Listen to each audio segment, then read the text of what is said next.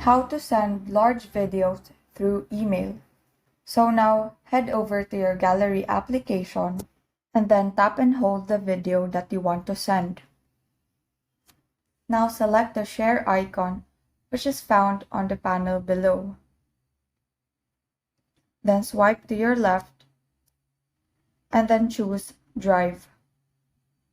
So now you can rename your video or leave it as it is. And then select the account that you want to upload it to by tapping the drop-down button.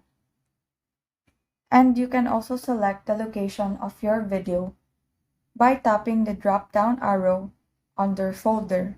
Now once you're done, tap the Save button found on the lower right corner. Now once the file has been uploaded, locate your file in your Google Drive. Then tap the ellipsis icon which is beside the file name. And before we select Copy Link, tap Manage Access. Now tap the Change button and select anyone with a link. Now go back and now you can select Copy Link.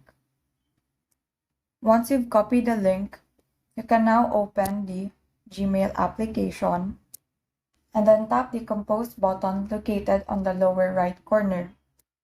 Now paste the link and then beside to, type in the email that you want to send this video.